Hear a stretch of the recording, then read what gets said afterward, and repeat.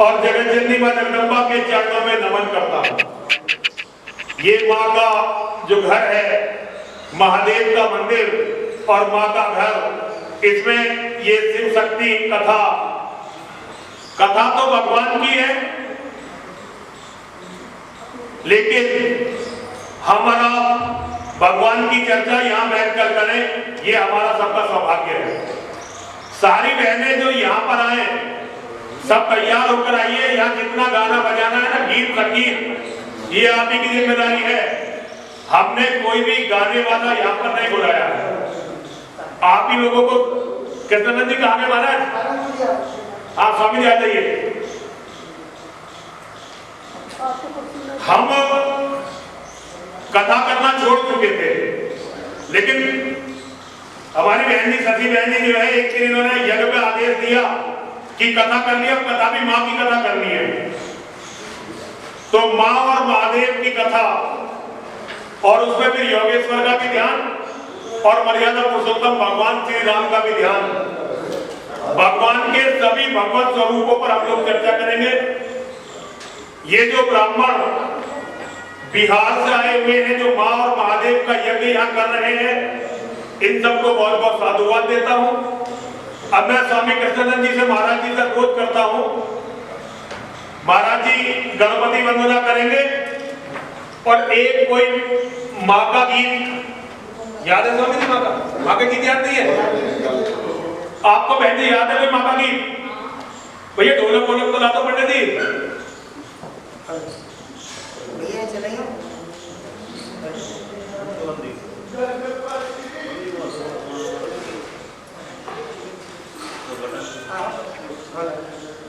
एक तो हम 9 मंत्रों का यहाँ पर रोज जाप किया करेंगे। एक मंत्र का जाप 11 बार, 9 माह के मंत्रों का, क्योंकि ये गुप्त नवरात्रि का समय चल रहा है। गुप्त नवरात्रि साधना का सबसे पवित्र काल होता है। माँ के मंदिर में जो भी लोग यहाँ मंत्र का जाप करेंगे, माँ उनकी सभी मनोकामनाएं पूर्ण करेगी।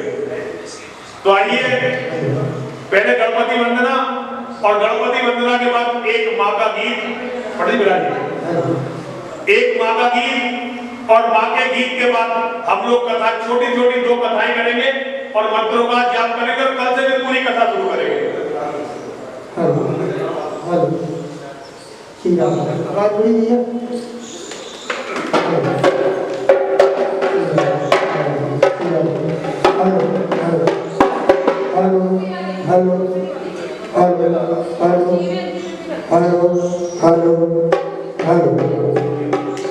गजाननं भूतिगणाधिसेवितं कपितजम्बुफलचारुभक्षणम् उमासुतं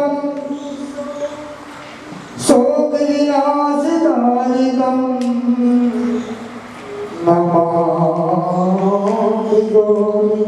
पार्वती देवी, जय पार्वती देवी, पिता देवो महेश्वरा, बांधवा श्री भक्ताश्च स्वदेशो भुवन्त्रियम, माता जय पार्वती देवी, पिता देवो महेश्वरा, बांधवा श्री भक्ताश्च स्वदेशो भुवन्त्रियम, माता जय पार्वती देवी, पिता देवो महेश्वरा, बांधवा श्री भक्ताश्च स्वदेशो भुवन्त्रियम।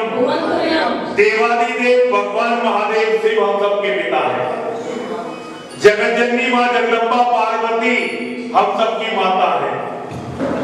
दुनिया में जितने भी शिव भक्त हैं, हम सब आपस में एक दूसरे के भाई बहन हैं, और दुनिया के तीनों लोग ये हमारा अपना ही घर है। ये सृष्टि माँ और महादेव की सृष्टि है। ये जो समय चल रहा है आजकल, ये 9 दिन गुप्त नवरात्रि के माने जाते हैं। माघ महीने का शुक्ल पक्ष ये गुप्त नवरात्रि, 4 नवरात्रि होती है। 2 वो नवरात्रि होती है जिसमें आप सभी लोग पूजा करते हैं, और 2 नवरात्रि ये गुप्त होती है, आषाढ़ में और माघ में। तो माघ महीने के शुक्ल पक्ष, और आज पंचमी तिथि है।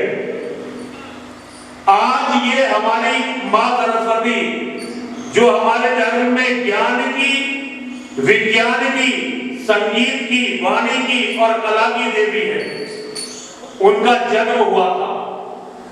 परमपिता ब्रह्मा ने अपनी जिह्वा के द्वारा उन्हें उत्पन्न किया था। हम सब लोग इसे माँ वीणा वादिनी, माँ ज्ञानदायिनी, माँ सरस्वती की जयंती के रूप में बसंत पंचमी को मनाते हैं। और ये गुप्त नवरात्रों के ये 9 दिन साधना के लिए सर्वोत्तम है। विशेष रूप से माँ पार्वती के 10 रूप, जिन्हें हम 10 महाविद्या के नाम से जानते हैं, उन 10 महाविद्याओं की साधना के लिए ये सर्वोत्तम दिन है। 10 महाविद्याएं कौन सी हैं? माँ पार्वती के 10 रूप, वे 10 रूप जो 10 दिशाओं को सुशोभित करते हैं। ये कथा ये मैं आपको कल सुनाऊंगा। आज जो मैं कथा आपको सुनाने जा रहा हूं, सबसे पहले तो मैं कथा में महादेव की एक कथा सुनाता हूं, राजा बलि की कथा। महादेव की भक्ति करने से क्या मिल सकता है, महादेव की भक्ति क्यों करनी चाहिए, महादेव की भक्ति के क्या फल हो सकते हैं, ये समझना हमें बहुत जरूरी है। सबसे पहले तो इस बात को समझिए, यहां 3 अवतार सबसे बड़े हुए हैं। मर्यादा पुरुषोत्तम भगवान श्री राम, योगेश्वर श्री कृष्ण और बाबा परशुराम जी, ये 3 सबसे बड़े अवतार हुए हैं। और धर्म की परिभाषा के मामले में हमारा धर्म ये कहता है तर्को अप्रतिष्ठा, श्रुतियो विभिन्ना नासौ मुनियस्य मतम न भिन्नम धर्मस्य तत्वम निहितम गुहायाम महाजनो येन गते से पंथा।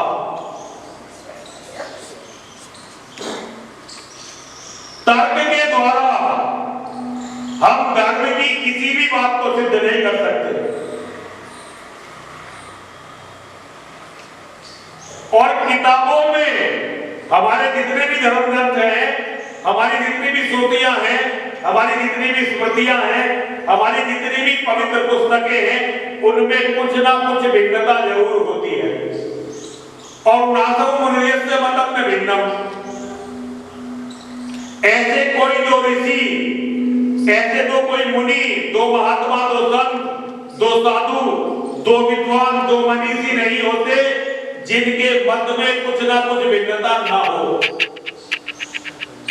धर्म से तत्वम निहितम गुहायाम, इस कारण धर्म का जो तत्व है वो गुप्त रह गया है।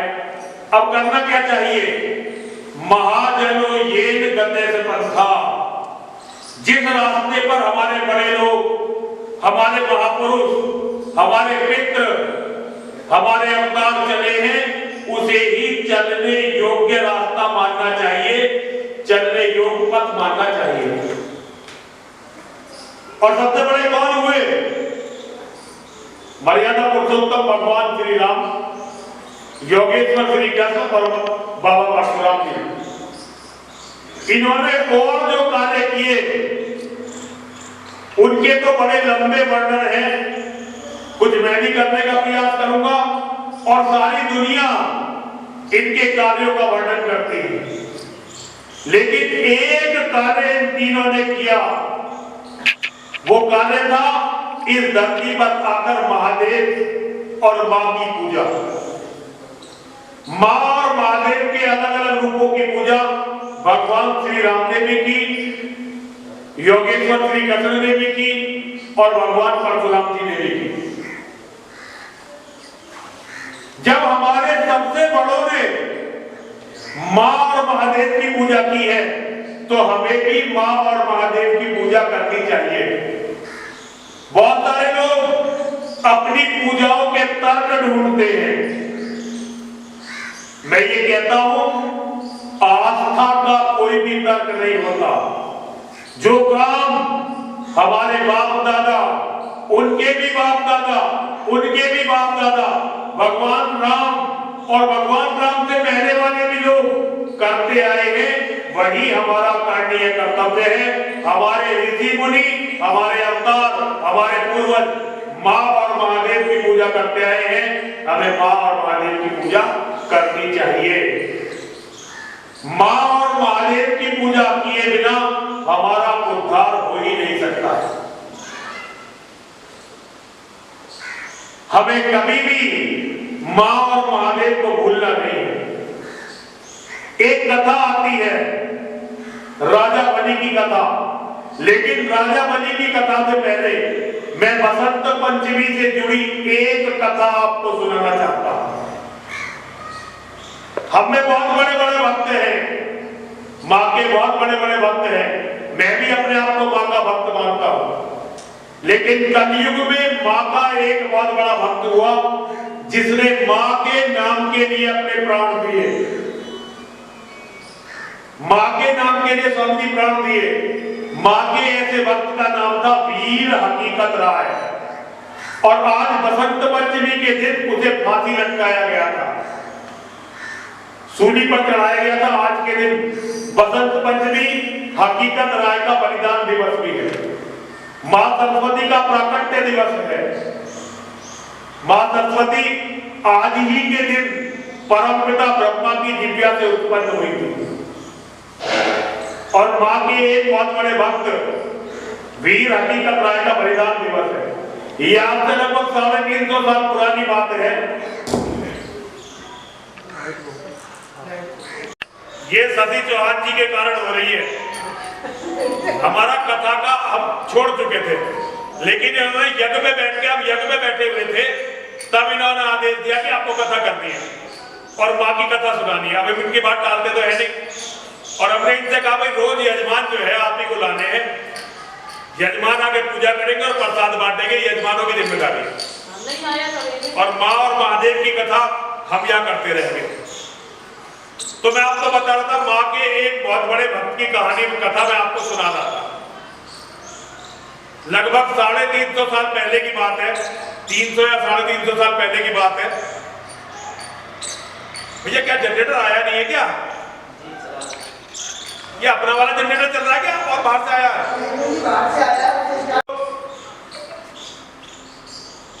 पंजाब जो पाकिस्तान में चला गया, वहां एक कस्बा है सियालकोट, शहर है सियालकोट। हर हर महादेव। सुशील पंडित जी की आइए आइए आइए पंडित जी आइए, आपकी सदाई जय हो। सुशील पंडित जी आए हुए हैं, कश्मीर के ब्राह्मण हैं, हिंदुओं की बहुत बड़ी लड़ाई लड़ते हैं। मैं पंडित जी से अनुरोध करता हूँ, पंडित जी यहीं आ जाएंगे। भैया कुर्सी रखो पंडित जी के लिए, यहीं आप पंडित जी आइए आइए आइए। मैं देवी मंदिर में पंडित जी का स्वागत करके अपने आप को बहुत अभिभूत महसूस कर रहा हूँ। आइए पंडित जी आइए, कुर्सी लाइए भाई यहीं पे। आइए आइए आइए आइए पंडित जी आइए, आप आइए। आप मैंने तो बता आगे भी शुरू करिए, आप आइए। पहला भाई मैं आपका स्वागत करूंगा। और समझ कहाँ है आपकी जय। पंडित एक कुर्सी डाल दो। पंडित जी की जरा पूजा करवाइए और एक कुर्सी यही डाल दो।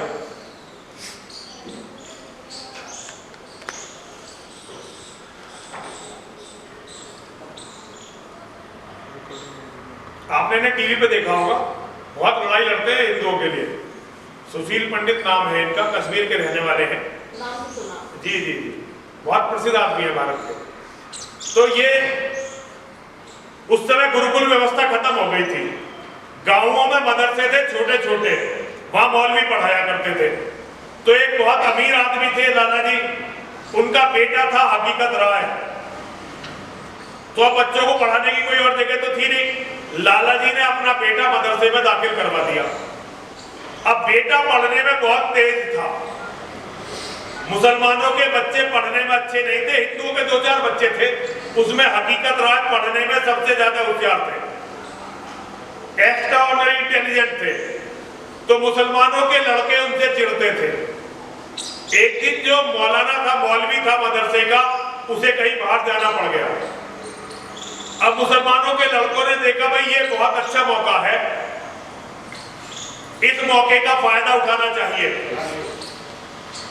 और उन्होंने हिंदुओं के देवी देवताओं को गाली देना शुरू कर दिया।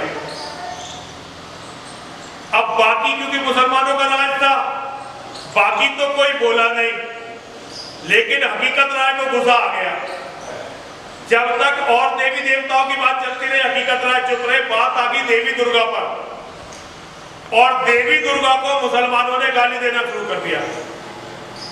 हकीकत राय ने एक बात कही, उन्होंने कहा भाई जो गाली तुम हमारी देवी दुर्गा को दे रहे हो, हमारी माँ को दे रहे हो, ये तो सारी गाली अपनी बीवी फातिमा को समझो। जो गाली तुम हमारी देवी माँ को दे रहे हो, ये सारी गाली तुम अपनी बीवी फातिमा को समझो। अब बीवी फातिमा कौन है? मुसलमानों का जो मोहम्मद था, उसकी जो पहली पत्नी थी खदीजा, खदीजा के पहले पति से जो बेटी थी उसका नाम था फातिमा। अब मोहम्मद के परिवार पर बात आ गई, हिंदुओं के देवी देवता को गाली दे, हिंदुओं के देवी देवताओं की मूर्तियां तोड़ दे, मंदिर उजाड़ दे तो कोई बात नहीं, लेकिन बात आ गई बीबी फातिमा तक। आइए पंडित जी आइए। तो सारे मुसलमानों के लड़कों ने शोर मचाना और हकीकत राय को पीटना शुरू कर दिया। जो हिंदू लड़के थे वो चले गए घर, अपने भाग के घर का।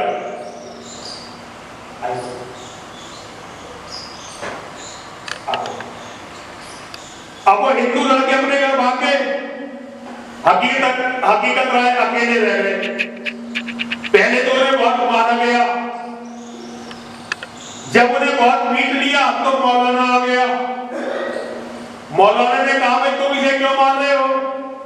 तो मुसलमान लड़कों ने बताया कि जी ये काफिर बीबी फातिमा के बारे में गलत बात बोल रहा था, उन्हें गाली दे रहा था। अभी आपने देखा होगा हमने मोहम्मद के बारे में कुछ बताया था, तो बहुत सारे लोग कहने लगे कि ये मोहम्मद की बेहुरमती कर रहे हैं, बेइज्जती कर रहे हैं, बेअदबी कर रहे हैं, लेकिन किसी ने ये नहीं बताया कि हमने झूठ या गलत बोल क्या बोला। इनकी ये आदत है, ये बता नहीं पाते। हकीकत राय ने बेचारे ने कोई ऐसी बात तो कही नहीं थी जिसे बताया जाता, लेकिन एक बवंडर बचा दिया कि जी इसने हमारी बीबी फातिमा को गाली दी है। अब भैया मौलाना ने हकीकत राय को पकड़ा और काजी के पास ले जाने लगा। हकीकत राय के पिताजी आ गए, उन्होंने बहुत प्रयास किया कि भी मौलाना कुछ राजी हो जाए, कुछ पैसे दे दे। वे बड़े सेठ थे, उन्होंने कोशिश की कि कुछ पैसे दे दे, मान जाए, लेकिन मौलाना नहीं माना। हकीकत राय को लेकर काजी के पास गया, काजी ने मुकदमा चलाया और उस मुकदमे में फैसला दिया कि इसने बीबी फातिमा को गाली दी है, इसने इस्लाम की तौहीन की है। अब इसके सामने केवल दो रास्ते हैं, एक रास्ता तो ये है कि ये इस्लाम कबूल कर ले, दूसरा रास्ता ये है कि भाई इसे सूली पर चढ़ा दो। अब हकीकत राय से पूछी गई कि भाई इस्लाम कबूल करोगे या सूली पर चढ़ोगे। हकीकत राय ने कह दिया सूली पर चढ़ूंगा, अपना धर्म तो छोड़ूंगा नहीं। अब हकीकत राय के माता पिता, और उस समय हकीकत राय की उम्र 12-13 साल थी, तो पहले 12-13 साल की उम्र में शादी हो जाती थी, उनकी पत्नी भी थी। माता पिता ने बहुत हाथ जोड़े, बेटा मान जा, मुसलमान बन जा, कम से कम जिंदा तो रहेगा। पत्नी ने बहुत हाथ पैर जोड़े, आप मुसलमान बन जाओ, जिंदा तो रहोगे। लेकिन हकीकत राय ने सबसे एक बात कही। हकीकत राय ने कहा कि तुम मुझे ये बता दो कि अगर मैं एक बार मुसलमान हो गया तो फिर कभी मरूंगा तो नहीं, फिर कभी मौत तो नहीं आएगी। लेकिन जितने भी लोग कह रहे थे सबने कहा मौत तो फिर भी आएगी। तो हकीकत राय ने कहा कि मौत आज आए या आज से 50 साल बाद आए, क्या फर्क पड़ना, जब मरना ही है, मैं अपना धर्म नहीं छोड़ूंगा। और बसंत पंचमी का ही दिन था, आज का ही दिन था जब हकीकत राय को फांसी दी गई थी, उन्हें सूली पर लटका दिया गया। कई लाख हिंदू रोने के लिए तो आए थे। जब हकीकत राय को फांसी दी जा रही थी, कई लाख हिंदू आए थे वहां पर, सब रोते रहे। किसी ने कोशिश ये नहीं की भैया जी बैठ जाइए, आप यहीं पे आ जाओ, यहाँ जाओ ना, यहाँ जाओ। लेकिन किसी ने ये कोशिश नहीं की कि मुट्ठी भर जो डकैत लुटेरे थे उन्हें मार के हकीकत राय को छुड़ा लेते। ये दुर्भाग्य रहा हिंदुओं का। तो इतना बड़ा भक्त मां का, जिसने मां के नाम से अपने पूरा जीवन बलिदान कर दिया। मैं कहता हूं कि जब भी बसंत पंचमी हो, क्योंकि बसंत का त्योहार है, बसंत ऋतु आज से आरंभ हो गई है, आज से जाड़ा विदा हो गया है और सुहाना मौसम आना आज से आरंभ हो जाएगा। हम लोग बसंत ऋतु की बसंत पंचमी मनाते हैं, हम मां सरस्वती का त्योहार मनाते हैं, देवी आराधना करते हैं, क्योंकि ये गुप्त नवरात्रे चल रहे हैं। हमें उन लोगों को भी याद रखना चाहिए जिन्होंने देवी मां के लिए अपने प्राण दे दिए। उनसे बड़ा भक्त कोई नहीं है भाई। किसी ने कितनी तपस्या की, मां का कितना ही भजन किया, मां का कितना ही पूजन किया, लेकिन जिस व्यक्ति ने, और व्यक्ति भी क्या, बच्चे ने, जिस बच्चे ने मां के लिए अपने प्राण दे दिए, उसके जैसी भक्ति भाई मैं किसी की नहीं मानता।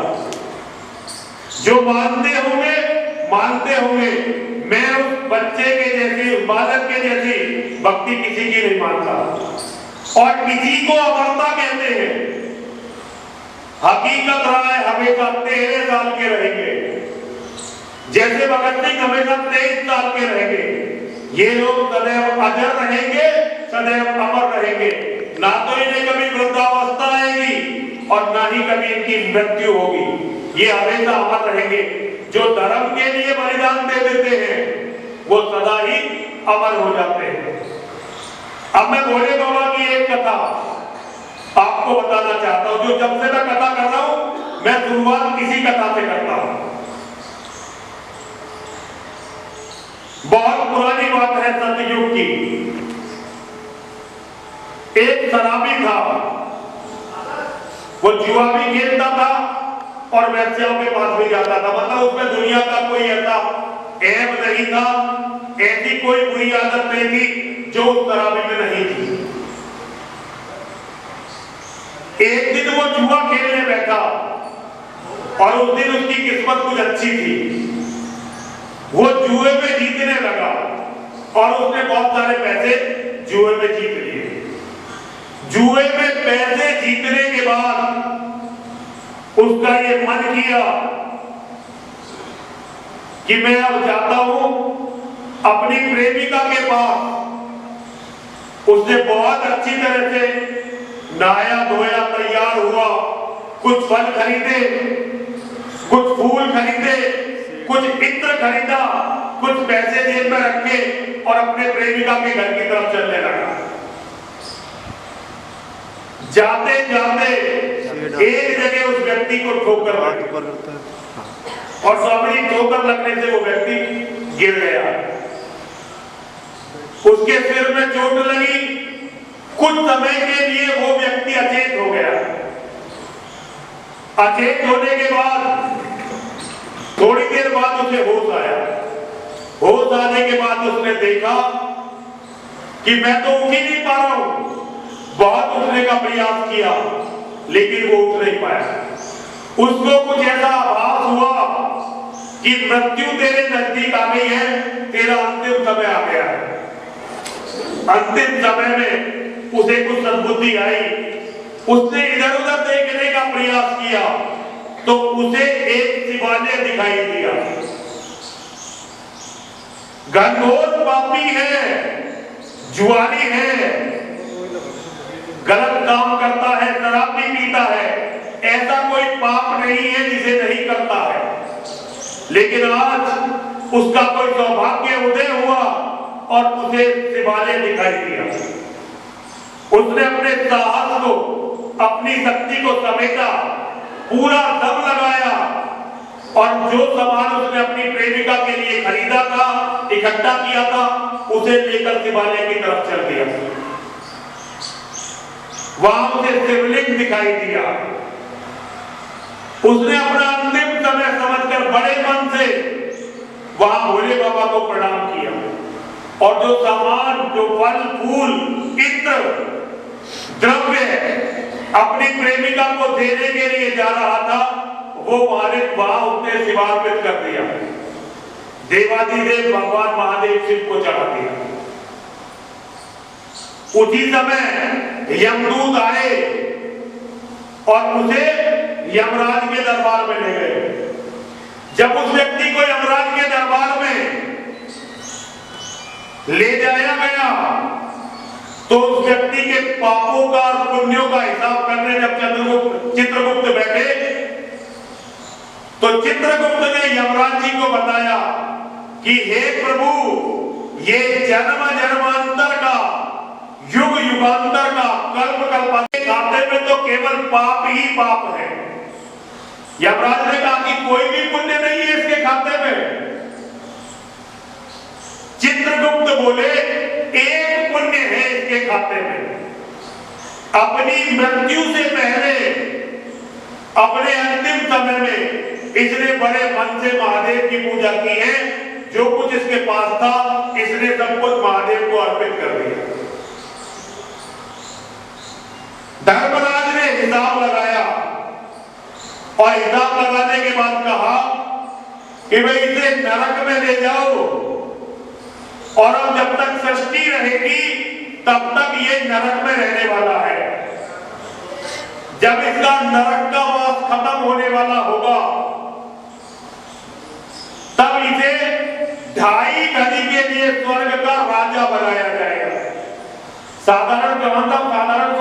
जाएगा। मरते समय मन से इसने अपना सर्वस्व शिव को अर्पित किया है, इसे साधारण राजा नहीं बनाया जाएगा, साधारण रूप में स्वर्ग नहीं भेजा जाएगा, 2.5 घड़ी के लिए इसे स्वर्ग का राज्य दिया जाएगा। उस पापी ने हाथ जोड़ लिए। उसने कहा धर्मराज मैं एक निवेदन करना चाहता हूं। उस दिन धर्मराज का मूड अच्छा होगा, मन कुछ अच्छा होगा, प्रसन्न होंगे। उन्होंने बोले तू क्या निवेदन करेगा भाई? उन्होंने कहा महाराज मैं केवल इतना निवेदन करना चाहता हूं, आपने बताया है कि मुझे हमेशा के लिए नरक में भेजा जा रहा है, मेरे इतने पाप हैं, मेरा एक छोटा सा पुण्य है जिसके लिए आपने मुझे 2.5 घड़ी स्वर्ग भेजने का निर्णय किया है। आप यदि मेरे पे कृपा करें तो ऐसा कर दीजिए कि पहले मुझे स्वर्ग भेज दीजिए ताकि मैं स्वर्ग देख लूं और बाद में जितना भी समय होगा मैं नरक में काट लूंगा। धर्मराज ने उसकी बात को स्वीकार कर लिया और उसे स्वर्ग में भेज दिया गया। धर्मराज ने इंद्र को संदेशा भेजा, स्वर्ग के राजा इंद्र को, कि 2.5 घड़ी के लिए तुम कहीं चले जाओ, हम 2.5 घड़ी के लिए एक व्यक्ति को स्वर्ग का राजा बना रहे हैं। इंद्र 2.5 घड़ी के लिए कहीं चले गए और वो व्यक्ति 2.5 घड़ी के लिए स्वर्ग का राजा बना। जब वो राजा बना तो देवताओं ने खड़े होकर, ऋषि मुनियों ने खड़े होकर मंगलाचरण गाया, ढोल ताते दुंदुभी बजाई गई, उसका स्वागत किया गया। जब ये सब हो रहा था, वो व्यक्ति सिंहासन पर विराजमान होने वाला था, सामने नारद जी खड़े हुए थे। नारद जी ने उस व्यक्ति की तरफ देखा, नारद जी को हंसी आ गई। उस पापी ने नारद जी से पूछा, नारद जी ये बताओ आप हंसे क्यों? नारद जी बोले बेकार बकवास में क्यों समय बर्बाद कर रहा है? तुझे 2.5 घड़ी का राज मिला है, तेरी 2.5 घड़ी बहुत जल्दी बीत जाएगी, तू अपना राज भोग। वो व्यक्ति बोला कि नहीं महाराज आप मुझे बता दो कि आप हंसे क्यों? नारद जी ने फिर मना किया। उस व्यक्ति ने थोड़ी जिद की तो नारद जी को भी लगा बताने में क्या हर्ज है।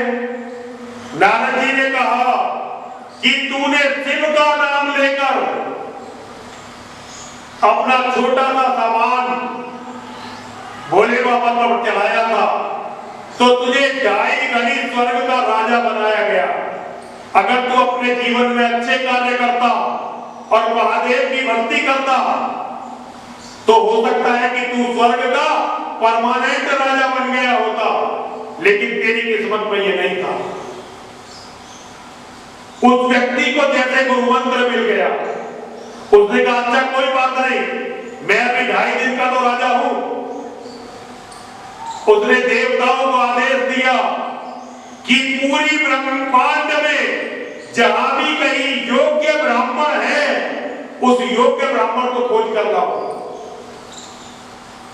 और उसने स्वर्ग की जितनी भी विभूतियां थी, कामधेनु, ऐरावत, नंदनवन, सब कुछ संकल्प पढ़कर देवादिदेव भगवान शिव का नाम लेकर सारे योग्य ब्राह्मणों को दान कर दिया।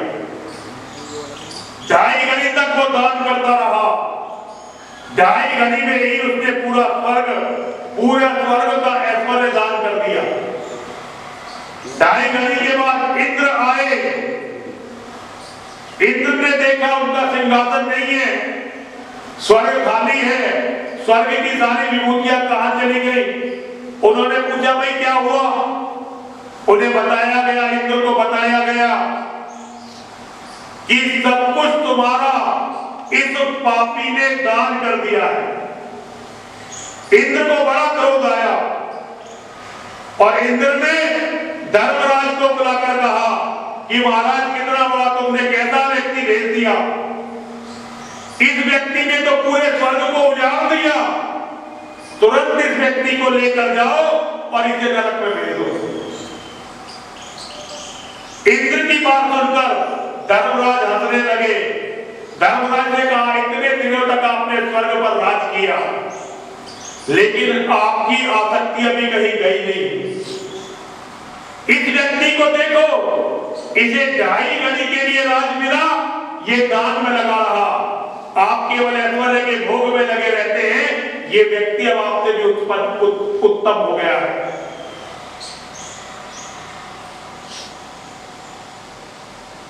इंद्र क्रोध में थे।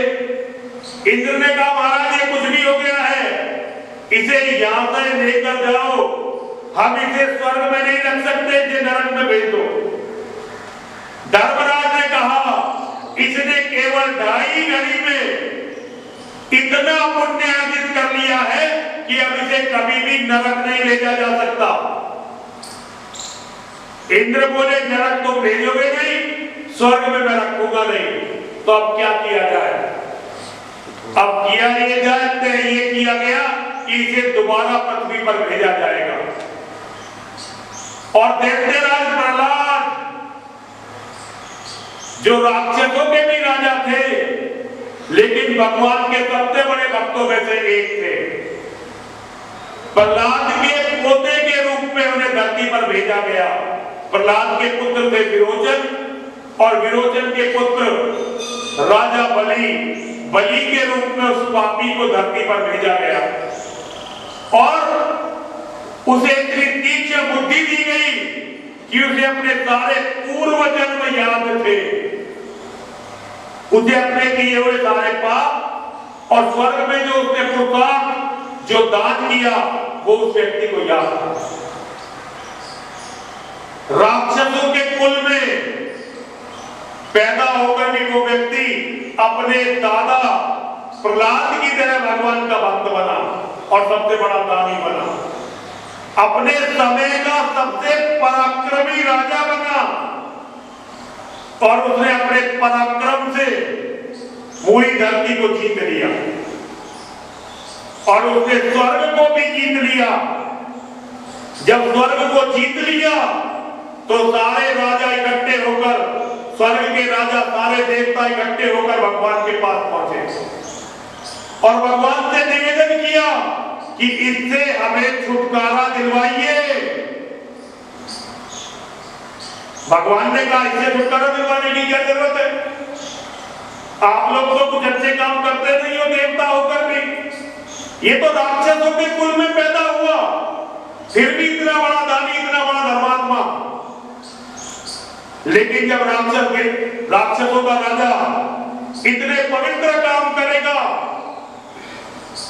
तो भगवान मजबूर होंगे उसे हर तरह का वरदान देने के लिए। लेकिन भगवान को देवताओं की मर्यादा भी रखनी थी और भगवान की एक आदत है, भगवान दुष्टों का तो सीधा विनाश करते हैं लेकिन अपने भक्तों की परीक्षाएं लेते हैं। भगवान ने भी मन बना लिया राजा बलि की परीक्षा लेने का। राजा बलि ने बहुत बड़े यज्ञ का आयोजन किया और उस यज्ञ में जितने भी ब्राह्मण आए सबको दान दिया।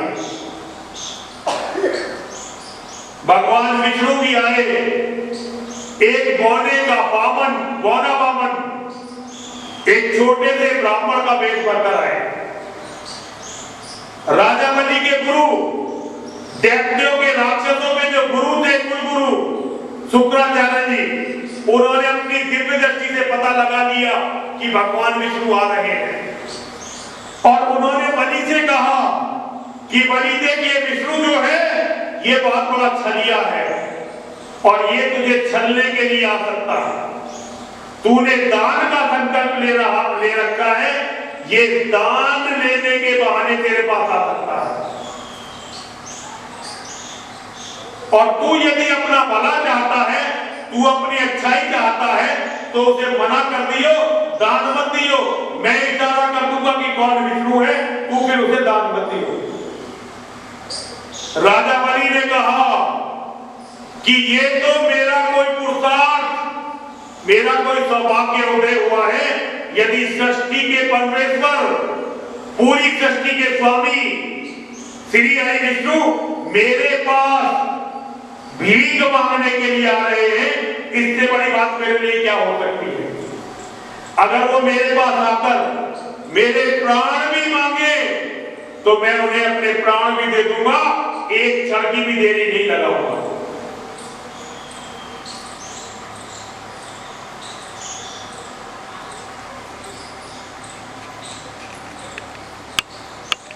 बौने बामन के रूप में श्री हरि विष्णु वहां आए और उन्होंने राजा बलि से कहा, राजा बलि दान दो।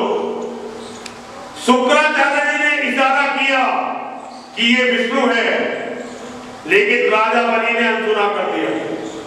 वो दान की महिमा को जानते थे, वो जानते थे कि दान का फल क्या होता है, वो जानते थे कि दान देने वालों की गति क्या होती है।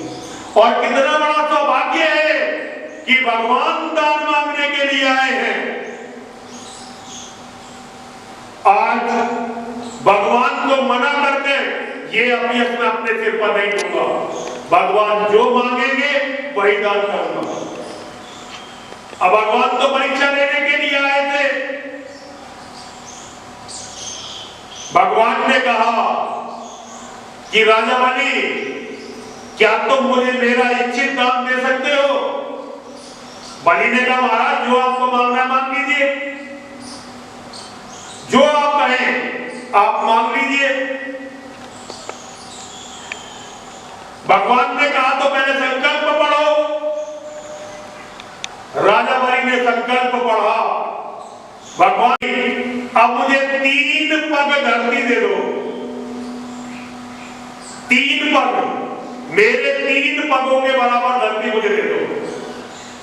राजा बलि को बड़ा ताज्जुब हुआ, छोटा सा बौना केवल 3 पग धरती मांग रहा है। राजा बलि ने कहा कि महाराज 3 पग क्यों? आप कहें तो मैं आपको 3 गांव दे देता हूं, आप कहें तो मैं आपको धन दे देता हूं, आप कहें तो मैं आपको स्वर्ण दे देता हूं, आप कहें तो मैं आपको बहुत सारी गायें दे देता हूं। आप 3 पग धरती का क्या करेंगे? इसमें आपका क्या निर्वाह होगा? ब्राह्मण बोला, राजा मुझे ज्यादा लालच नहीं है, तू मुझे केवल 3 पग धरती दे दे, मैं तो 3 पग धरती में ही अपना गुजारा कर लूंगा। राजा बलि ने कहा, तो महाराज जहां चाहो 3 पग धरती नाप लो। जब राजा बलि ने 3 पग धरती देने का संकल्प ले लिया तो भगवान ने अपना विराट रूप दिखाया और पूरी पृथ्वी को अपने 1 पग से नाप दिया। 1 पग से पूरी पृथ्वी नाप दी। दूसरे पग से भगवान ने पूरा स्वर्ग सहित पूरा आकाश नाप दिया। अब तीसरा पग रह गया। राजा से बोले भगवान, अरे बलि, तूने मुझे 3 पग धरती देने का आश्वासन दिया है, तूने मुझे 3 पग धरती देने की प्रतिज्ञा की है, लेकिन तेरे पास जो कुछ भी है वो तो केवल मेरे 2 पगों में ही सिमट गया है। अब ये बता कि तीसरा पग मैं कहां धरूं? भगवान की लीला देखकर बलि एकदम भाव विभोर हो गए। उन्होंने कहा, महाराज मुझे एक बात बताइए, संपत्ति बड़ी होती है कि संपत्तिवान बड़ा होता है? भगवान बोले, संपत्तिवान बड़ा होता है। संपत्तिवान संपत्ति से बहुत बड़ा होता है, क्योंकि वो अपने पुरुषार्थ के द्वारा संपत्ति को अर्जित करता है। और आप ये मत सोचिए, अगर किसी को बाप दादों से संपत्ति मिली तो भी वो उसे उसके पुरुषार्थ के कारण नहीं मिलती है। अभी जो ये कथा हम गीता की आपको सुनाने वाले हैं, गीता के माध्यम से आपको ये समझ में आएगा कि हम आज जो कुछ भी अच्छा या बुरा भोग रहे हैं, ये सब हमारे पूर्व जन्मों के कर्मों के कारण है। पूर्व जन्म के कर्म होते हैं। जब एक 26 साल का नवयुवक बागेश्वर धाम वाला बाबा बनकर पूरी दुनिया में छा जाता है, ये उनके इस जन्म के पुण्य नहीं है, ये उनके पूर्व जन्म के संचित पुण्य है, जिसके कारण उन्हें इतना यश इतनी छोटी उम्र में मिला। ये पूर्व जन्म के कर्म होते हैं कि एक व्यक्ति राजकुल में पैदा होता है और एक व्यक्ति के पैदा होते ही उसके माता पिता मर जाते हैं, पूरे जीवन उसे अनाथ की तरह रहना पड़ता है। एक व्यक्ति नगर सेठ के घर में पैदा होता है और सारे ऐश्वर्य को भोगता है, एक व्यक्ति मजदूर के घर में होता है और पूरे जीवन मुसीबत काटता हुआ मर जाता है। ये सब हमारे पूर्व जन्मों के कर्मों का फल होता है। अवश्य में वक्तव्यम कृतम कर्म शुभाशुभम न मुक्ते चीयते कर्म कर्म कोटि तदरपि। हमने अपने जीवन में जो भी कुछ अच्छा या बुरा किया है उसका फल हमें भोगना ही पड़ता है।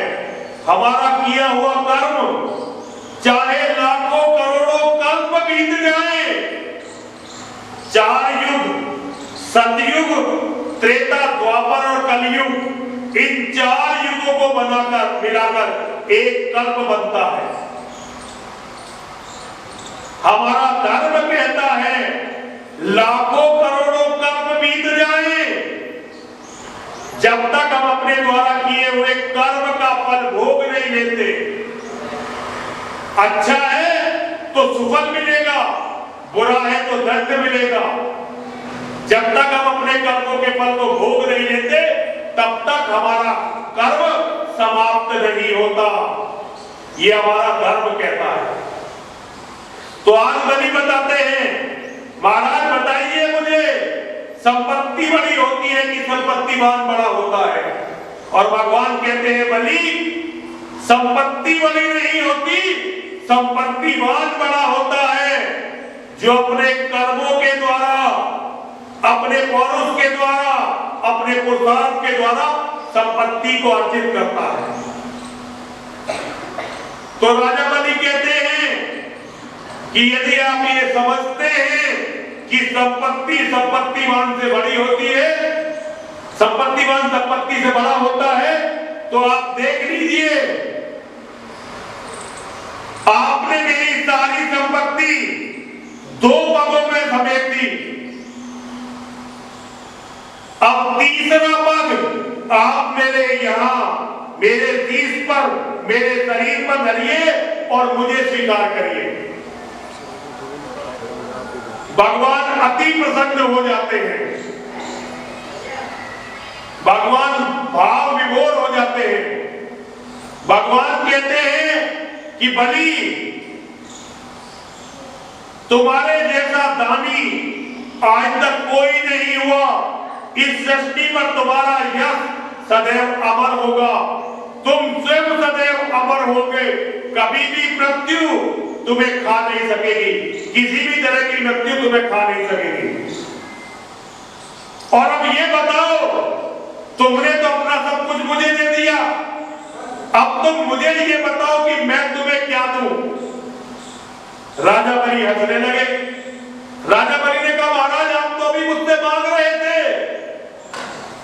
एक याचक के रूप में, एक भिखारी के रूप में, और मैंने आज अपनी सारी संपत्ति आपको देकर आपकी कृपा पाई है। अब मैं इस संपत्ति के झगड़े में नहीं पड़ना चाहता, अब मुझे कुछ नहीं चाहिए। और हंसकर एक बात कही, मैं भिखारियों से कुछ लेना नहीं चाहता, मैं भिखारी से कुछ लेना नहीं चाहता। भगवान अपने भक्तों के बड़े से बड़े अपराध को क्षमा करते हैं। भगवान राजा बलि की बात पर हंसने लगे। भाई बात तो सही है, आया तो इसके सामने तो मैं भिखारी ही बनकर आया हूं। भगवान राजा बलि के सामने, महाकाली के सामने, और देखिए कर्ण के सामने इंद्र भीख मांगने आए भिखारी बनकर।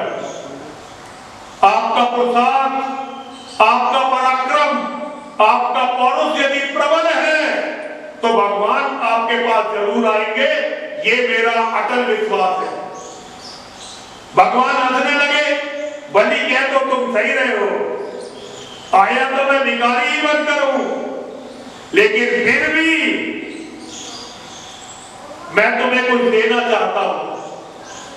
और भगवान ने राजा बलि को पाताल का अक्षराज दिया, ऐसा महल दिया जिसके 52 दरवाजे थे। अब राजा बलि ने हाथ जोड़े, महाराज आपने मुझे ये दिया है, मुझे इसकी आवश्यकता नहीं है, मैं आपसे अपने लिए कुछ मांगना चाहता हूं। भगवान बोले जो चाहो मांग लो। तो राजा बलि ने कहा भगवान मैं चाहता हूं कि मैं जब भी सोऊं और सोने के बाद जब भी मेरी आंख खुले आप मेरे सामने हो, मैं सदैव आपको आपके सामने देखना चाहता हूं। अब 52 दरवाजों का महल, इतना बड़ा महल, पता नहीं बलि कहां सोएंगे कहां जागेंगे। भगवान ने 52 रूप लिए और राजा बलि के चौकीदार बनकर उसके महल पर खड़े हो गए। देवताओं का स्वर्ग बचाने आए और अपने आप को हार गए। दुष्टों को दुष्टता से मारना पड़ता है, भगवान का नियम है, दुष्टों को दुष्टता से मारना पड़ता है, लेकिन भक्त के वश में भगवान अपने आप आ जाते हैं। आज भगवान दास हो गए अपने भक्त के, आज भगवान दास हो गए सबसे बड़े दानी के। और भगवान ने संकल्प ले लिया कि अब तो बाली के दरवाजे पर इसका चौकीदार बन के रहना। राजा बलि सोते और सोने के बाद जब जागते तो उन्हें भगवान अपने सामने दिखाई देते। पूरी दुनिया अस्त-व्यस्त हो गई, सारे देवता गए मां के पास, मां लक्ष्मी के पास कि हे माता हमने तो बलि से छुटकारा पाने के लिए भगवान को वहां भेजा था और ये तो सारा उल्टा हो गया। भगवान भी जाकर उस बलि के चंगुल में फंस गए। जब देवताओं ने बड़ी प्रार्थना की तो मां लक्ष्मी गई राजा बलि के पास और राजा बलि के पास रक्षा सूत्र लेकर गए। राजा बलि को उन्होंने रक्षा सूत्र बांधा और राजा बलि से कहा कि आज से मैं आपकी बहन हूं, आप मेरे भाई हैं, मैं आपको रक्षा सूत्र में बांधती हूं, ये रक्षा सूत्र सदैव आपकी रक्षा करेगा। आज भी जब ब्राह्मण रक्षा सूत्र बांधते हैं तो ब्राह्मण कहते हैं ना, ये न बंदो बलि राजा दानवेंद्रो महाबलय तेन त्वाम प्रतिपदनामि रक्षे माचल माचल है। हे रक्षा सूत्र, जिस तरह से तुम्हारे द्वारा राजा बलि को बांधा गया था उसी तरह से आज मैं रक्षा सूत्र आपकी कलाई पर बांध रहा हूं। रक्षा सूत्र तुम सदैव अचल रहना और रक्षा करना। मां लक्ष्मी ने जब रक्षा सूत्र बांध दिया भाई की कलाई पर तो भाई ने कहा बहन अब तुम कुछ मांग लो, मैं तुम्हें क्या दूं। माता ने कहा मेरे पति तुम्हारे यहां हैं, भैया इन्हें मुक्त कर दो। जब राजा बलि ने भगवान को मुक्त किया और चिरंजीवी है, कभी भी बलि राजा जैसे भगवान परशुराम है, बजरंग बली हनुमान है, अश्वत्थामा है, इसी तरह से आप चिरंजीवियों में राजा बलि है। राजा बलि सदैव पृथ्वी पर रहेंगे, हमारी कथा चलती रहेगी। पंडित जी आए हुए हैं, हमारी सभा में इतने लोग तो है नहीं कथा में, लेकिन फिर भी मैं पंडित जी से अनुरोध करता हूँ, पंडित सुशील जी कुछ हम लोगों का मार्गदर्शन करें, अपनी कुछ बात रखें।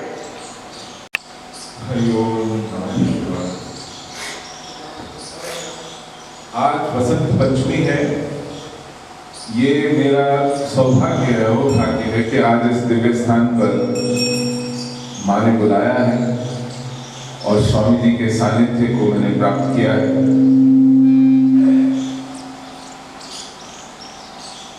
स्वामी जी आपसे अभी इस स्थान के विषय में चर्चा करते हुए मुझे भी बताया उन्होंने कि ये मंदिर तोड़ दिया गया है। मैं आजकल दिल्ली में रहता हूँ। दिल्ली हमारे देश की, हमारी सभ्यता के प्राचीनतम नगरों में से एक है। अब जैसे काशी है, वो तो उससे पुराना तो कोई नगर है नहीं, लेकिन हमारे प्राचीन पुस्तकों में इसका वर्णन आता है। महाभारत काल में पांडवों ने एक वन था खांडवप्रस्थ, उस वन को साफ करके वहां इंद्रप्रस्थ बसाई थी। ये दिल्ली उसी इंद्रप्रस्थ की परंपरा में चली आ रही नगरी है। पहले यहां एक वन होता था खांडवप्रस्थ, और महाभारत और पांडव तो हजारों साल पहले हुए। इस हजारों साल पुरानी हमारी संस्कृति जो चली आ रही है, आज अगर आप दिल्ली के किसी भी दिशा में 100 किलोमीटर 200 किलोमीटर किसी भी दिशा में चले जाएं,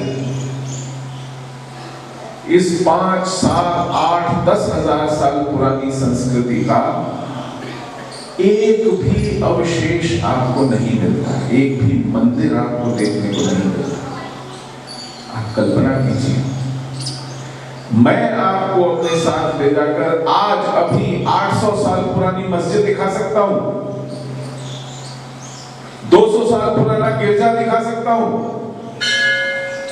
लेकिन आप मुझे 100 साल पुराना मंदिर का भग्नावशेष नहीं दिखा सकते। आप कल्पना कीजिए हमारे पूर्वज कैसे रहे होंगे। 800 साल में जो पहला मंदिर बना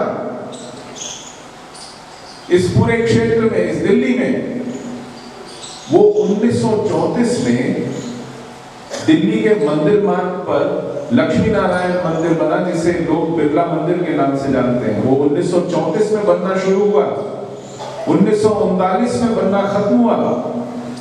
800 साल में वो पहला मंदिर बना। जो मंदिर थे चुन चुन कर एक एक करके सब तोड़ दिए गए। जो टूट गए उनको ठीक करने की अनुमति नहीं थी। नए मंदिर बनाना तो छोड़ दीजिए, टूटे हुए मंदिरों को भी हम ठीक नहीं कर सकते थे। ऐसी परिस्थितियों में रहकर हमारे पूर्वजों ने धर्म की रक्षा की। आपने अभी सुना 13 वर्ष की आयु में वीर हकीकत राय ने अपना जीवन देकर धर्म की रक्षा की। आज ही के दिन, बसंत पंचमी के दिन, उसके प्राण ले लिए गए। हम सब इससे क्या सीखें, क्या गांठ बांधें, क्या घर ले जाएं, क्या मन में रखें? मंदिर तो बनेंगे। स्वामी जी की कृपा से इस मंदिर का जीर्णोद्धार हुआ, पुनः बना, पुनः मां की प्रतिष्ठा हुई, पुनः पूजा अर्चना शुरू हुई। ये मंदिर तो बनेंगे और बनेंगे। हमें स्वयं से ये पूछना है कि इस प्रक्रिया में हमारा क्या योगदान होगा। क्या वो हमारे पुरुषार्थ से बनेंगे? क्या वो हमारे पुरुषार्थ से बचेंगे? क्या ये धर्म, ये संस्कृति, ये परंपरा, इसको अक्षुण्ण रखने में हमारा कोई योगदान होगा कि नहीं होगा? हम सब आए हैं और हम सबको जाना भी है। कोई यहां अजर अमर होकर के रहने नहीं आया है। लेकिन जिस कालखंड में हम यहाँ समय देंगे, उस कालखंड में हमारे द्वारा इस संस्कृति का, इस आस्था का, इस धर्म का, इसको कुछ लाभ होगा, इसमें कोई योगदान होगा हमारा, ये आप मन में सोचिए और तय कीजिए कि आप अपनी क्षमता, अपनी शक्ति, अपने सामर्थ्य से इस परंपरा को कैसे और बलवान करेंगे और पुष्पित पल्लवित करेंगे और इसमें बढ़ोतरी करेंगे। आज इस शिव शक्ति धाम दासना में आकर और महाराज जी का सानिध्य पाकर मैं बहुत बहुत आभारी हूँ, अनुग्रहित अनुभव कर रहा हूँ। यह स्थान वर्षों तक, शताब्दियों तक हम सबको प्रेरणा देता रहे, शक्ति देता रहे, स्फूर्ति देता रहे। स्वामी जी के तेज में, बल में वृद्धि होती रहे, इसी कामना के साथ मैं पुनः आप सबका बहुत बहुत धन्यवाद करता हूँ। हरिओम। दिल्ली में अगर कश्मीरी हिंदुओं के, बल्कि पूरे हिंदुओं के लिए कोई लड़ता है तो पंडित जी लड़ते हैं। वो पीड़ा आप लोगों को न सहन करनी पड़े, किसी दूसरे को न सहन करनी पड़े, इसके लिए पंडित जी की लड़ाई है और हम लोग सभी पंडित जी के साथ हैं। अब हम थोड़ा देर मंत्र जाप कर लें। तो सबसे पहला जो मंत्र है,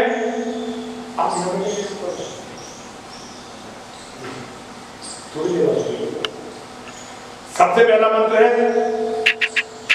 सभी लोग पहले मैं एक एक शब्द बोलूंगा और आप सब लोग जाप करेंगे। पूरा अभ्यास आपको करना है 10 दिन में।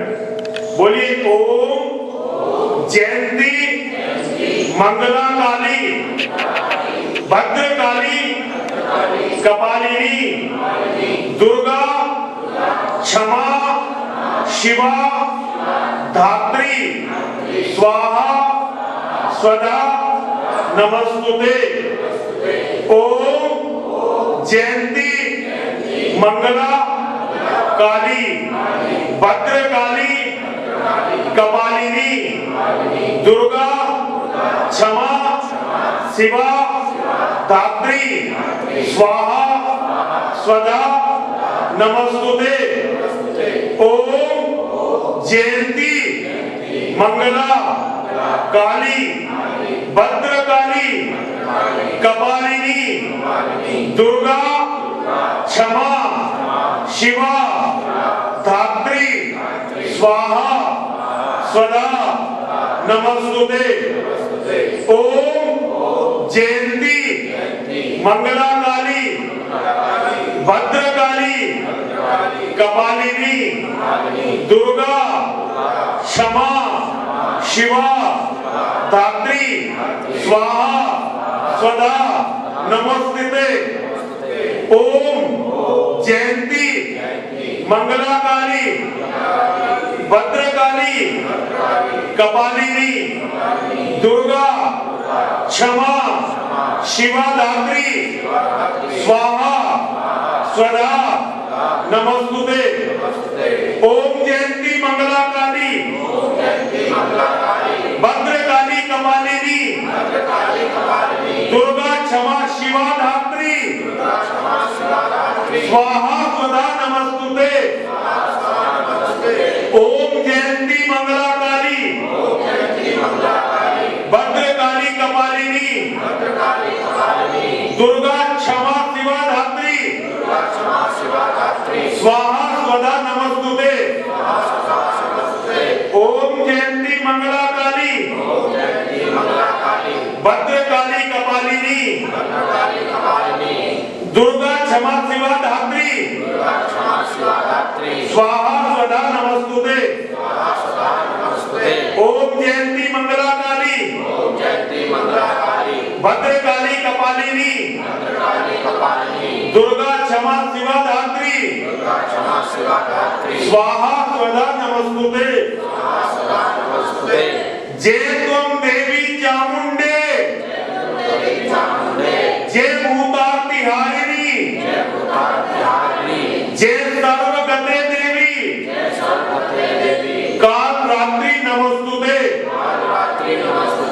जय तुम देवी चामुंडे जय भूतात्मी हारिणी जय सर्वगते देवी काल रात्रि नमस्तुते जय तुम देवी चामुंडे जय भूतात्मी हारिणी जय सर्वगते देवी काल रात्रि नमस्तुते जय तुम देवी चामुंडे जय भूतात्मी हारिणी जय सर्वगते देवी काल रात्रि नमस्तुते जय तुम देवी चामुंडे जय भूतात्मी हारिणी जय सर्वगते देवी काल रात्रि नमस्तुते जय तुम देवी चामुंडे जय भूतात्मी हारिणी जय सर्वगते देवी काल रात्रि नमस्तुते जय तुम देवी चामुंडे जय भूतात्मी हारिणी जय सर्वगते देवी काल रात्रि नमस्तुते जय तुम देवी चामुंडे जय भूतात्मी हारिणी जय सर्वगते देवी काल रात्रि नमस्तुते जय तुम देवी चामुंडे जय भूतात्मी हारिणी जय सर्वगते देवी काल रात्रि नमस्तुते। भैया महाराज जी को बैठाइए जरा, विराजमान करवाइए। अब तीसरा मंत्र है, बोलिए ओम सर्व मंगल मांगल्ये शिवे सर्वार्थ साधिके शरण्ये त्र्यंबके गौरी नारायणी नमस्तुते। ओम सर्व मंगल मांगल्ये शिवे सर्वार्थ साधिके शरण्ये त्र्यंबके गौरी नारायणी नमस्तुते। ओम सर्व मंगल मांगल्ये शिवे सर्वार्थ साधिके शरण्ये त्र्यंबके गौरी नारायणी नमस्तुते। ओम सर्व मंगल मांगल्ये शिवे सर्वार्थ साधिके शरण्ये त्र्यंबके गौरी नारायणी नमस्तुते। ओम सर्व मंगल मांगल्ये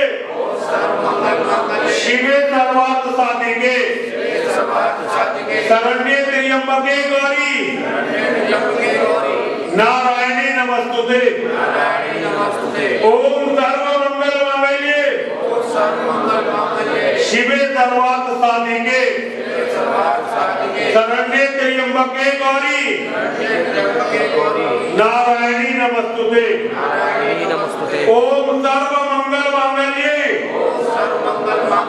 शिवे सर्वार्थ साधिके शरण्ये त्र्यंबके गौरी नारायणी नमस्तुते। ओम सर्व मंगल मांगल्ये शिवे सर्वार्थ साधिके शरण्ये त्र्यंबके गौरी नारायणी नमस्तुते। ओम सर्व मंगल मांगल्ये शिवे सर्वार्थ साधिके शरण्ये त्र्यंबके गौरी नारायणी नमस्तुते।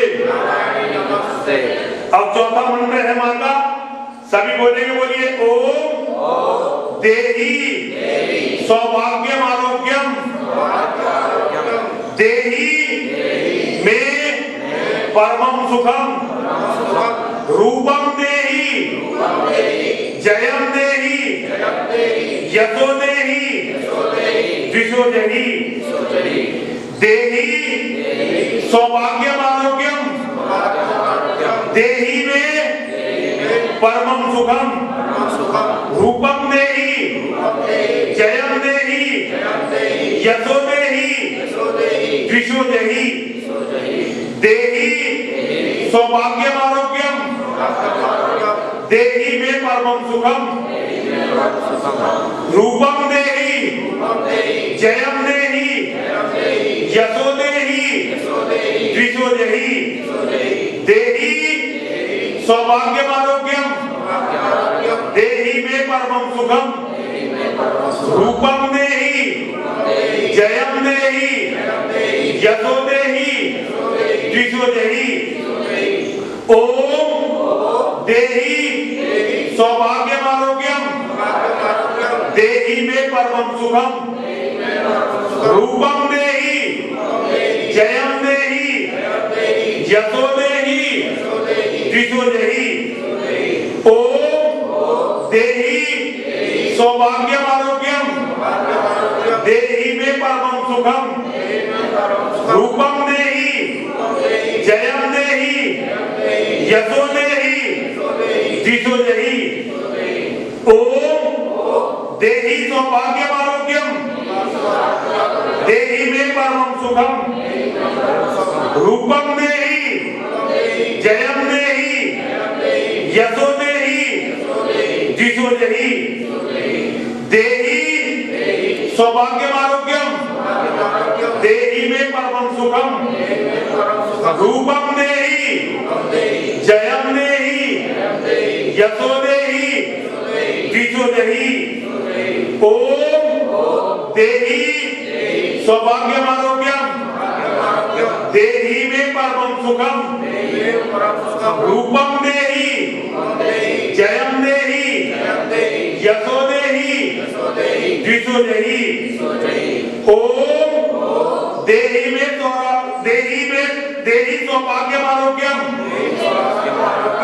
ओम देहि सौभाग्यम आरोग्यम देहि मे परमं सुखम रूपम देहि जयम देहि यशो देहि द्विषो जहि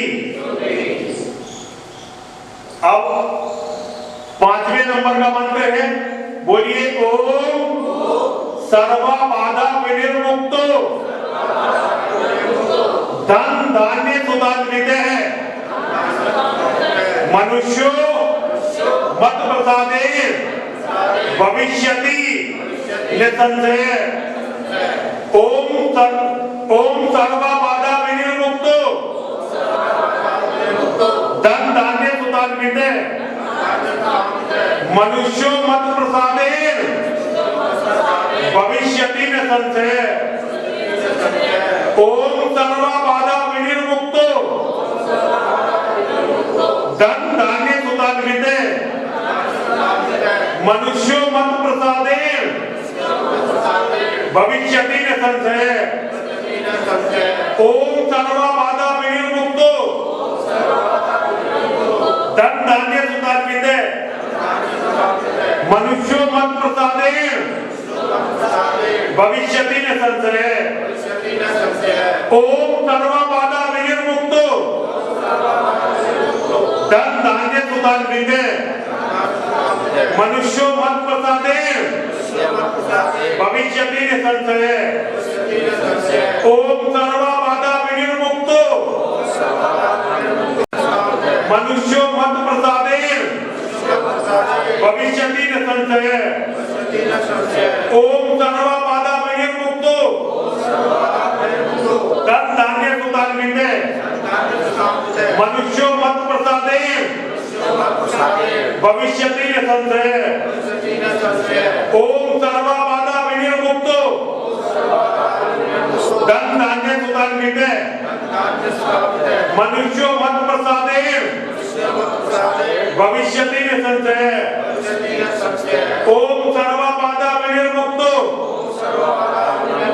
धन धान्य सुधान्वित मनुष्यो मत प्रसादे भविष्यति निसंशय ओम सर्व बाधा विनिर्मुक्तो धन धान्य सुधान्वित मनुष्यो मत प्रसादे भविष्यति निसंशय अब छठा मंत्र है, बोलिए ओम शरणागत दीनार्थ परित्राण परायणे सर्वस्यार्ति हरे देवी नारायणी नमोस्तुते। ओम शरणागत दीनार्थ परित्राण परायणे सर्वस्यार्ति हरे देवी नारायणी नमोस्तुते। ओम शरणागत दीनार्थ परित्राण परायणे सर्वस्यार्ति हरे देवी नारायणी नमोस्तुते। ओम शरणागत दीनार्थ परित्राण परायणे सर्वस्यार्ति हरे देवी नारायणी नमोस्तुते। ओम शरणागत दीनार्थ परित्राण परायणे सर्वस्यार्ति हरे देवी नारायणी नमोस्तुते। ओम शरणागत दीनार्थ परित्राण परायणे सर्वस्यार्ति हरे देवी नारायणी नमोस्तुते। ओम शरणागत दीनार्थ परित्राण परायणे सर्वस्यार्ति हरे देवी नारायणी नमोस्तुते। ओम शरणागत दीनार्थ परित्राण देवी चराचरस्य। ओम देवी प्रपन्नार्ति हरे प्रसीद मातर जगतोखिलस्य। प्रसीद विश्वेश्वरी पाहि विश्वम त्वमीश्वरी देवी चराचरस्य। ओम देवी प्रपन्नार्ति हरे प्रसीद माता जगतोखिलस्य। प्रसीद विश्वेश्वरी पाहि विश्वम त्वमीश्वरी देवी चराचरस्य। ओम देवी प्रपन्नार्ति हरे प्रसीद मातर जगतोखिलस्य। प्रसीद विश्वेश्वरी पाहि विश्वम त्वमीश्वरी देवी चराचरस्य।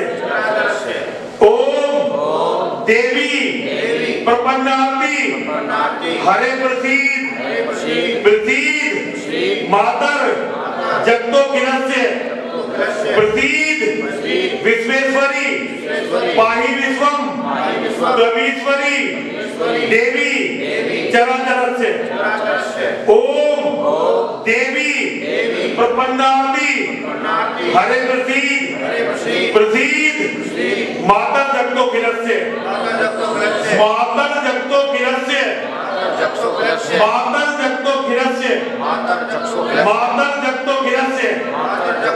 प्रसीद विश्वेश्वरी पाहि विश्वम त्वमीश्वरी देवी चराचरस्य।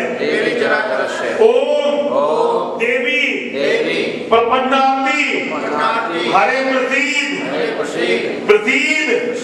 मातर जगतोखिलस्य। प्रसीद विश्वेश्वरी पाहि विश्वम त्वमीश्वरी देवी चराचरस्य। ओम देवी प्रपन्नार्ति हरे प्रसीद माता जगतोखिलस्य। प्रसीद विश्वेश्वरी पाहि विश्वम त्वमीश्वरी देवी चराचरस्य। ओम देवी प्रपन्नार्ति हरे प्रसीद विश्वेश्वरी पाहि विश्वम त्वमीश्वरी देवी चराचरस्य। तबीश्वरी देवी चराचरस्य। अब 8वां है, बोलिए ओम सर्वस्वरूपे सर्वेसे सर्वशक्ति समन्विते भये भयंत्राही नो देवी दुर्गे देवी नमस्तुते। ओम सर्वस्वरूपे सर्वेसे सर्वशक्ति समन्विते भये भयंत्राही नो देवी दुर्गे देवी नमस्तुते। ओम सर्वस्वरूपे सर्वेसे सर्वशक्ति समन्विते भये भयंत्राही नो देवी दुर्गे देवी नमस्तुते। ओम सर्वस्वरूपे सर्वेसे सर्वशक्ति समन्विते भये भयंत्राही नो देवी दुर्गे देवी नमस्तुते।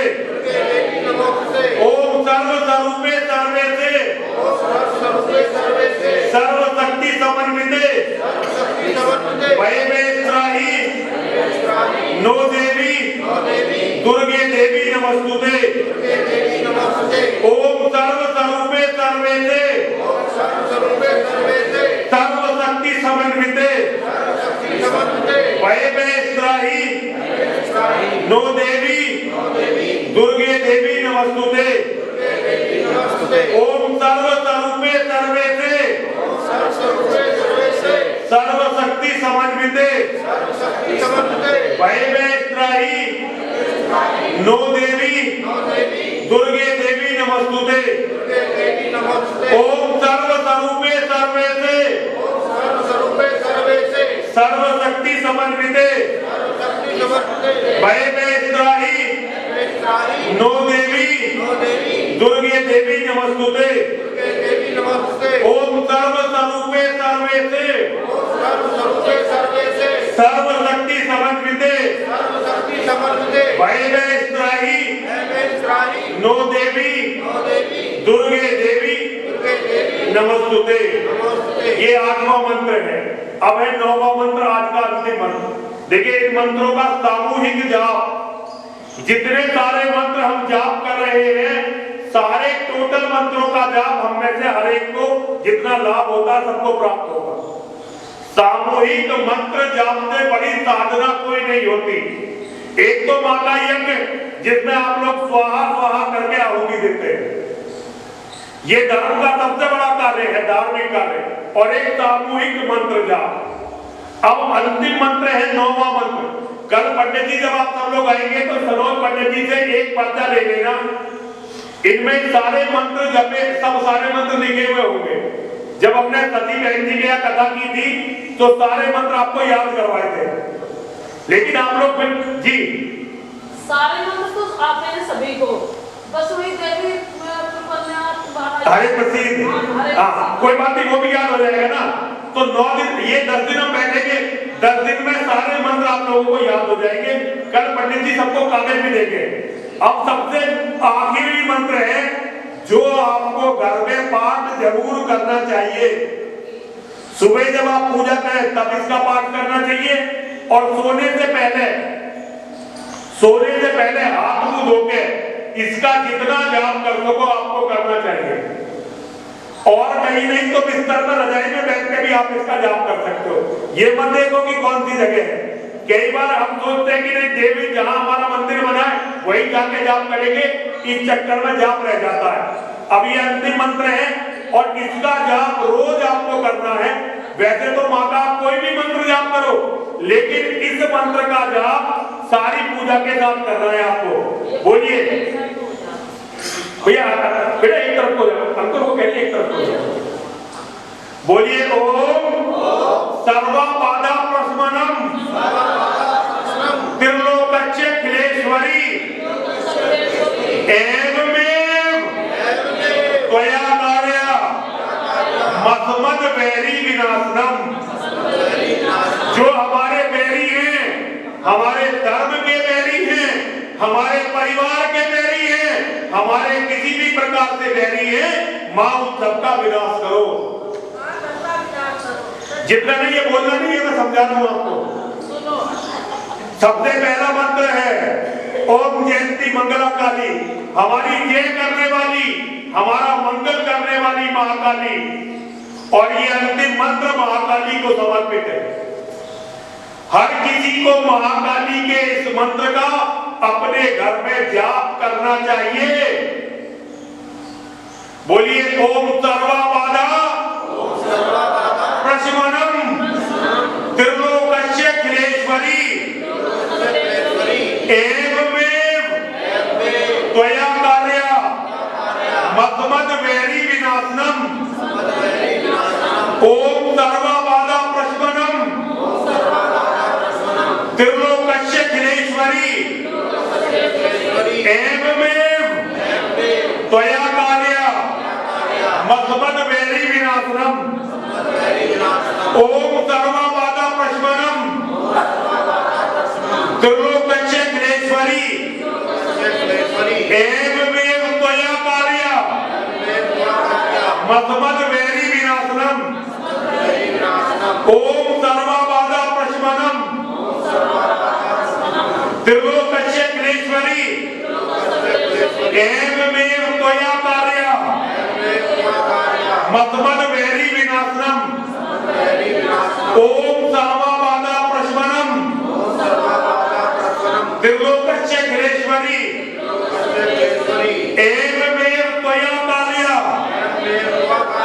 मद्मद वैरी विनाशनम ओम सर्वा बाधा प्रशमनम त्रिलोकस्य अखिलेश्वरी एवमेव त्वया कार्या मद्मद वैरी विनाशनम ओम सर्वा बाधा प्रशमनम त्रिलोकस्य अखिलेश्वरी एवमेव त्वया कार्या मद्मद वैरी विनाशनम ओम सर्वा बाधा प्रशमनम त्रिलोकस्य अखिलेश्वरी एवमेव त्वया कार्या मद्मद वैरी विनाशनम। ये सबसे महत्वपूर्ण, सारे मंत्र महत्वपूर्ण हैं, लेकिन ये मंत्र जिसमें हम अपने शत्रुओं का विनाश चाहते हैं और मां से कामना करते हैं। और देखिए, मां शत्रुओं का विनाश अपने आप नहीं करेगी, वो आपको पराक्रम देगी, पुरुषार्थ देगी, आपको इस लायक बनाएगी कि आप अपने शत्रुओं से लड़कर उनका विनाश कर सको। और शत्रु वो नहीं होते जिन्हें हम दुश्मन मानते हैं। मां अच्छी तरह से जानती है कि आपका दुश्मन कौन है। हम तो कई बार क्रोध में आके चौहान साहब सगे भाई को भी दुश्मन मान लेते हैं। और पंडित जी, हिंदू इस मती धर्म का बड़ा शिकार है। हिंदू हमेशा अपनों को दुश्मन मान लेता है और जो असली दुश्मन है उन्हें छोड़ देता है। आज की कथा हमारी यहीं पर पूर्ण, आज की कथा का विराम है। पंडित जी पहले मां की आरती और फिर भोले बाबा की आरती। वैसे तो हम कथा में महादेव की आरती करते हैं, लेकिन आज मां की आरती, क्योंकि मां का यज्ञ चल रहा है। 108 दिन तक ये यज्ञ चलना है। देखिए, एक आपसे मैं निवेदन करना चाहता हूं, ऐसे यज्ञ रोज रोज नहीं हो सकते। तो मैं आप सभी से अनुरोध करना चाहता हूं, जितना समय आप लोग यज्ञ के लिए यहाँ दे सकें। शहर में तो ऐसे यज्ञों में बैठने के लिए लोग लाखों लाखों रुपए देते हैं। यजमान बनने के लिए बाकायदा फीस होती है, लेकिन शिव शक्ति दासता केवल दान पे आधारित है। जो जिसने दे दिया उसकी श्रद्धा, और उसी की श्रद्धा से मां सारे काम यहाँ पूरे करवा देती है। तो आप लोगों को जो मन में आए दान भी करना है यज्ञ में। कोई ये नहीं है कि भाई इतने पैसे दान, मुझे नहीं, जो बने वो दान करो, दान जरूर करो। हमारे आने वाली पीढ़ियों तक की रक्षा करता है आपका दिया हुआ दान। और यज्ञ में भाग सबको लेना है। तो पंडित जी आज आरती करने के लिए यजमान को बुला लो। आज के यजमान और सभी लोग आ जाएंगे आरती करने के लिए। तो देखिए, सबसे कहिए कि यज्ञ में आए जरूर। ये हमारा दुर्भाग्य है, एक तो हिंदू कम है यहाँ पे।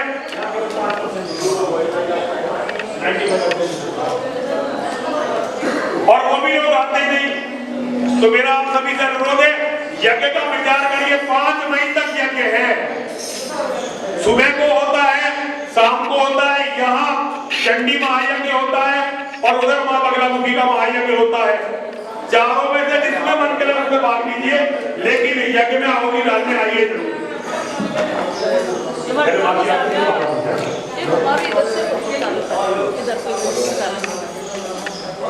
हेलो प्रधान जी की जय हो। प्रधान जी हर महादेव।